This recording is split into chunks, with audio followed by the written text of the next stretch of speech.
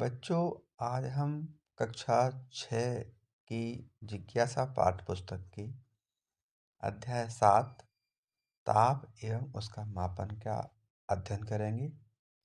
आइए पहले इस पाठ को पढ़ते हैं। शुरू करें। गलत मापन करने से अच्छा है कि कोई मापन किया ही न जाए। अन्नामणि।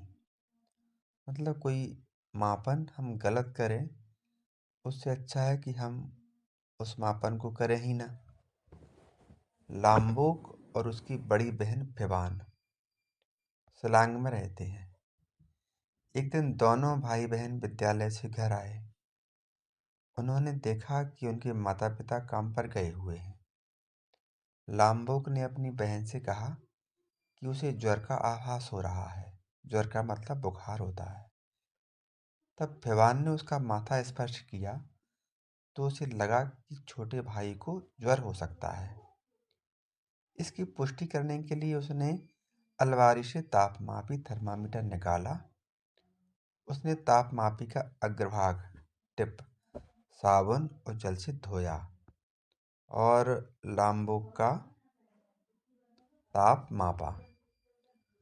तापमापी का पाठ्यांक पढ़ने से उसको राहत मिली कि उसके शरीर का ताप सामान्य था। उसने तापमापी का अग्रभाग पुनः धोया, सुखाया और वापस रख दिया। तब उसने लाम्बोक से कहा कि वह विद्यालय की वर्दी बदलकर भोजन कर ले, तत्पश्चात कुछ समय आराम करे। क्या किसी व्यक्ति को केवल स्पर्श करके यह एकदम सही आंका जा सकता है कि उसे ज्वर है? गर्म या ठंडा? हम अपने अनुभव से जानते हैं कि कुछ वस्तुएं दूसरी वस्तुओं की अपेक्षा अधिक गर्म होती हैं। जैसे ग्रीष्म काल में किसी नल से लिया गया जल किसी मटके अथवा किसी फ्रिज से लिए गए जल की अपेक्षा अधिक गर्म हो सकता है। हम यह केवल जल के दोनों नमूने के स्पर्श मात्र से अनुभव कर सकते हैं, परंतु क्या हम सदैव अपनी स्पर्श इंद्रिय पर विश्वास कर सकते हैं?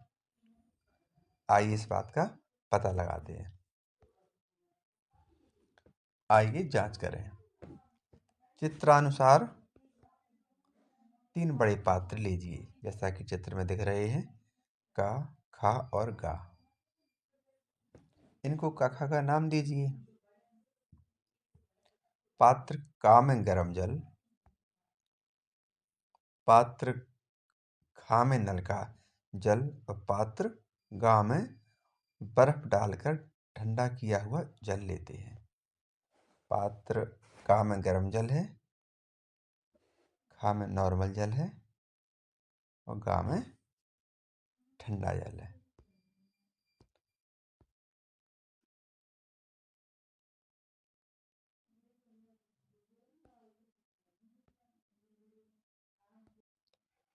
जैसा कि हम देख रहे हैं, का में कैसा है?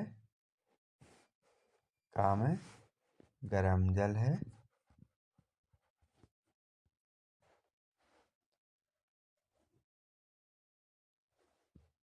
खा में नॉर्मल जल है और गा में ठंडा जल है। हम अपना दाहिना हाथ पात्र का में डुबोते हैं, बायां हाथ पात्र गा में डुबोते हैं और इसके बाद हम 1-2 मिनट तक दोनों हाथ पात्रों में डूबे रहने दें और फिर पात्र का एवं गा में से अपने हाथ बाहर निकालकर दोनों हाथ एक साथ पात्र खा में डुबोते हैं। तो हम देखते हैं कि अपने अपना दाहिना हाथ पात्र का मतलब गर्म जल में डुबोया था। जब गर्म जल का हाथ अपना पात्र खा नॉर्मल जल में जाएगा तो हमें वो ठंडा महसूस होगा। मतलब पात्र खा में डुबोने पर मेरा दाहिना हाथ क्या अनुभव करेगा?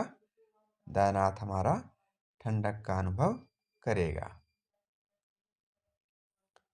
अब बायां हाथ जो कि ठंडे जल में डूबा था, पात्र में, पात्र खा में डुबोने पर मेरा बायां हाथ, जो कि ठंडे पानी में था, नॉर्मल पानी में डुबोने पर हमें वो गर्म महसूस होगा।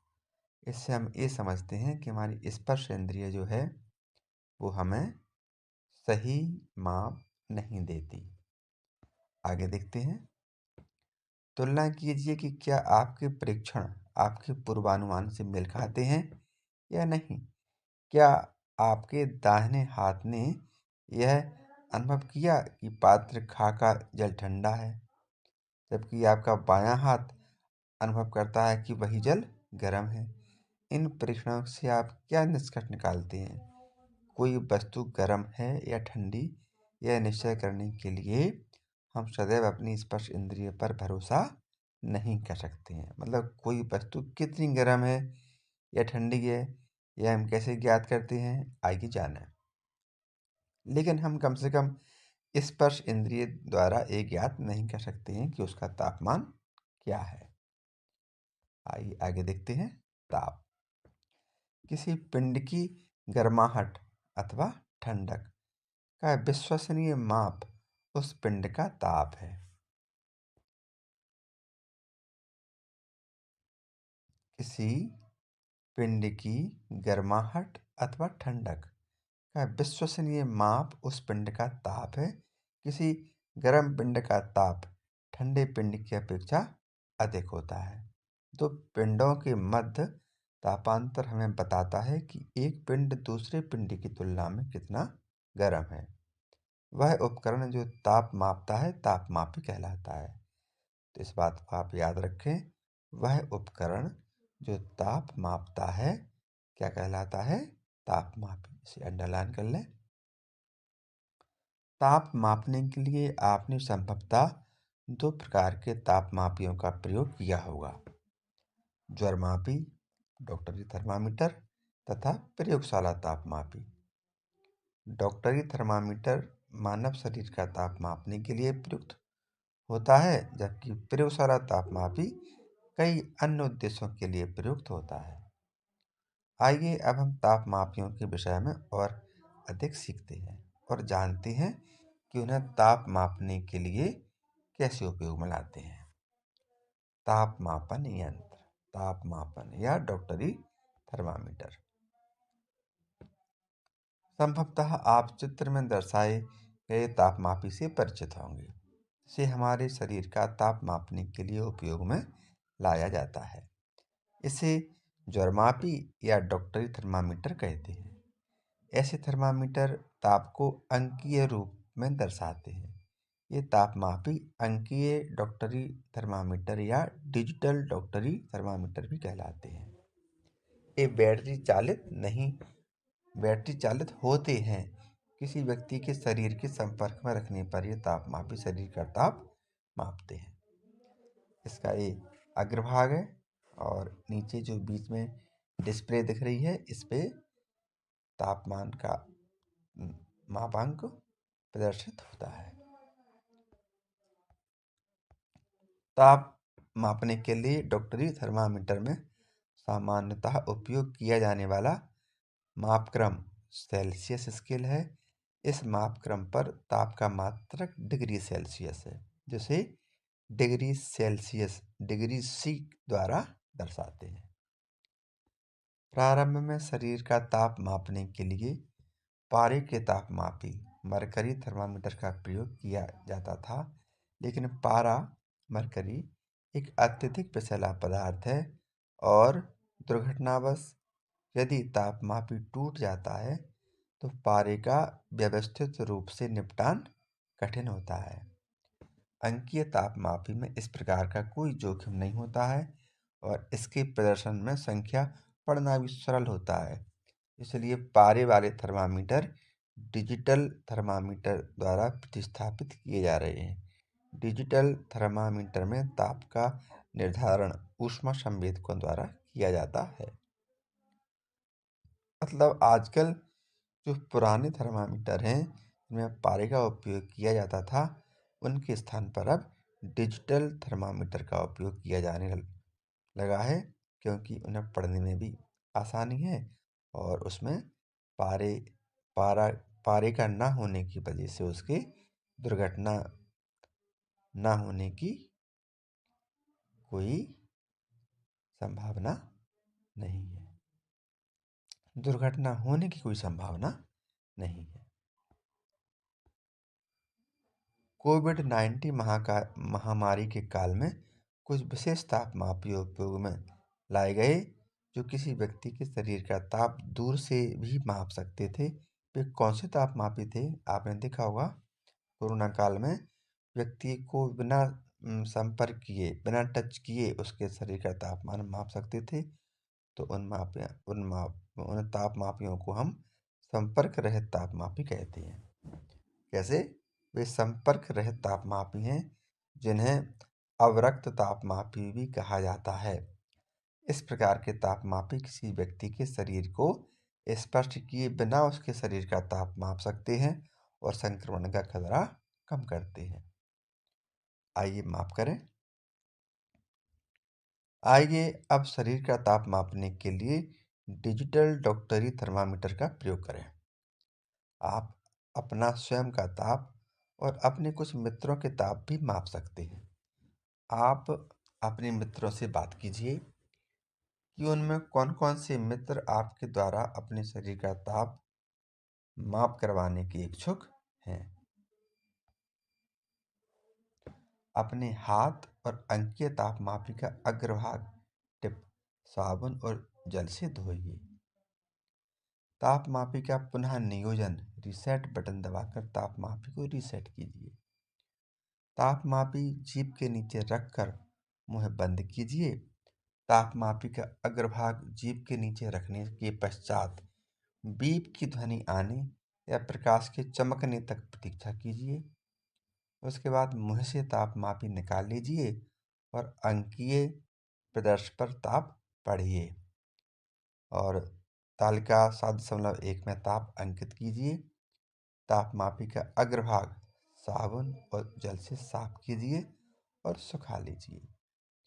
अपने मित्रों का ताप मापने के लिए उपरोक्त चरणों को फिर से दोहराइए और यहाँ इस बात का भी ध्यान रखें कि अंकीय डॉक्टरी तापमापी का उपयोग करते समय निम्नलिखित सावधानियां बरतनी चाहिए। क्या? नंबर 1, तापमापी का उपयोग उसकी दिशा निर्देश पुस्तिका पढ़ने के बाद करना चाहिए। तापमापी का अग्रभाग उपयोग करने के पूर्व और पश्चात साबुन और जल से अच्छी तरह धो लेना चाहिए। तापमापी धोते समय यह ध्यान रखना चाहिए कि अंक दर्शाने वाले हिस्से अर्थात अंक प्रदर्श पर जल न पड़े। तापमापी को उसके अग्रभाग से नहीं पकड़ना चाहिए। इस प्रकार हम अपनी कक्षा के 10 बच्चों के शरीर का ताप उपरोक्त बिंदुओं को ध्यान में रखकर करते हैं। एक बात याद रखें, स्वस्थ मानव शरीर का सामान्य ताप 37.0 डिग्री सेल्सियस माना जाता है, मतलब 37 डिग्री सेल्सियस। किंतु क्या आपके द्वारा किए गए क्रियाकलाप में आपने पाया कि प्रत्येक बच्चे के शरीर का सामान्य ताप 37 डिग्री सेल्सियस था, अथवा कुछ बच्चों के शरीर का ताप सामान्य ताप से कुछ अधिक या कुछ कम था? क्या छोटे बच्चों के शरीर का ताप सामान्यतः वयस्कों के शरीर के ताप से थोड़ा सा अधिक होता है? आइए जानें। प्रत्येक व्यक्ति का ताप 37 डिग्री सेल्सियस नहीं हो सकता है। वास्तव में सामान्य ताप स्वस्थ व्यक्तियों की विशाल समूह के शरीर का औसत माप है। इसलिए किसी पूर्ण रूप से स्वस्थ व्यक्ति का सामान्य ताप 37 डिग्री सेल्सियस से थोड़ा सा भिन्न हो सकता है। किसी व्यक्ति के शरीर का तापमान कई कारकों पर निर्भर करता है, जैसे उम्र, दिन का समय और गतिविधि का स्तर। आप दिन के भिन्न भिन्न समयों पर एक माह तक अपने ताप का माप कीजिए। ताप के ये पाठ्यांक अपने नोटबुक में अंकित भी कीजिए। एक माह पश्चात अपने शरीर के अंकित ताप का विश्लेषण कीजिए। और देखिए कि क्या उसमें कुछ परिवर्तन हुआ है। यदि हाँ, तो विचार कीजिए कि इसका क्या कारण हो सकता है। मानव शरीर का सामान्यतः 35 डिग्री सेल्सियस से नीचे और 42 डिग्री सेल्सियस से ऊपर ताप नहीं जाता है। छोटे बच्चों और वृद्धों के शरीर का ताप मापने के लिए अंकीय तापमापी कांख में मतलब बाहें के नीचे भी रखा जा सकता है। इस प्रकार मापा गया ताप शरीर के वास्तविक ताप से 0.5 डिग्री सेल्सियस से 1.1 डिग्री सेल्सियस तक कम होता है। ताप का अन्य मापक्रम स्केल फ़ारेनहाइट स्केल है। इस स्केल पर ताप का मात्रक डिग्री फ़ारेनहाइट है, जो इसे डिग्री फ़ारेनहाइट से दर्शाया जाता है।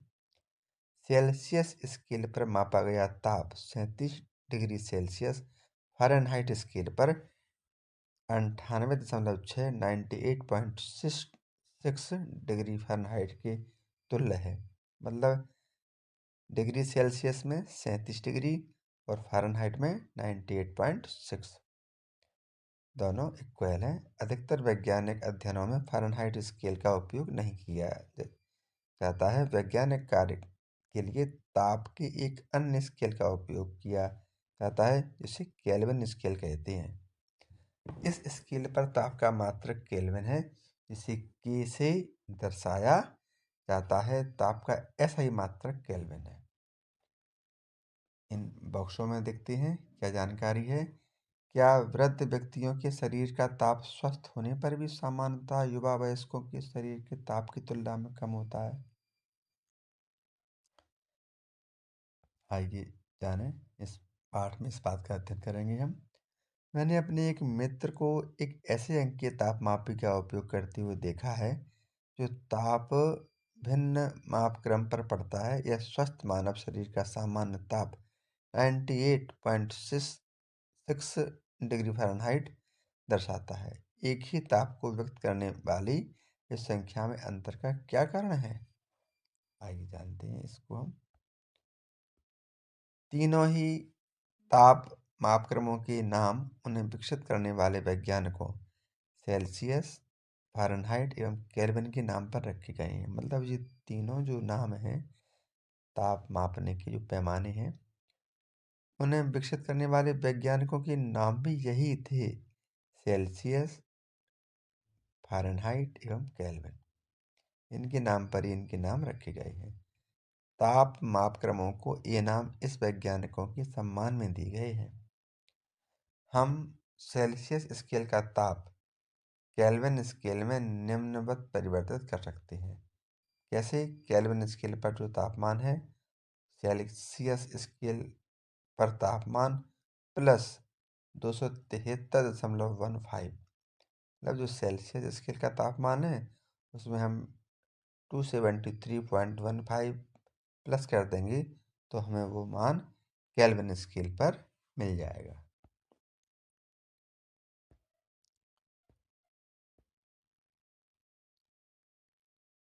अंग्रेजी भाषा में सभी वर्ण बड़े और छोटे अक्षरों में अलग अलग लिखे जाते हैं। जब हम सेल्सियस स्केल, फ़ारेनहाइट स्केल और केल्विन स्केल अंग्रेजी में लिखते हैं तो इनके नाम बड़े अक्षर से लिखकर प्रारंभ किए जाते हैं। ताप मात्रकों के नामों में डिग्री तो छोटे अक्षरों में लिखा जाता है, लेकिन सेल्सियस एवं फ़ारेनहाइट बड़े अक्षर से प्रारंभ करके लिखे जाते हैं। किंतु केल्विन मात्रक में केल्विन छोटे अक्षर से शुरू करके ही लिखा जाता है। ताप के इन मात्रकों के संकेत डिग्री सेल्सियस, डिग्री फ़ारेनहाइट और केल्विन अंग्रेजी के बड़े अक्षर से दर्शाए जाते हैं। ध्यान दीजिए कि डिग्री का संकेत के साथ नहीं लिखा जाता है और वाक्य के अंत के अलावा अन्यत्र संकेतों के बाद कहीं भी बिंदु नहीं लगाया जाता है। ताप के विषय में लिखते समय आंकिक संख्या और मात्रक के मध्य सदैव एक रिक्त स्थान छोड़ा जाता है। अंग्रेजी में एक डिग्री सेल्सियस से अधिक ताप बहुवचन में व्यक्त करने के लिए मात्रक के पूर्ण नाम को डिग्रीज सेल्सियस लिखा जाएगा, किंतु हिंदी में डिग्री सेल्सियस ही लिखा जाएगा।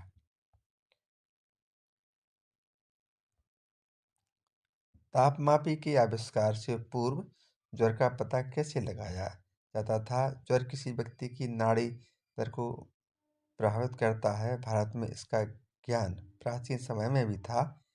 यद्यपि ज्वर के अतिरिक्त कुछ अन्य स्थितियों में भी मानव की नाड़ी दर प्रभावित होती है, अतः केवल नाड़ी दर के आधार पर ही ज्वर का निश्चय नहीं किया जा सकता है।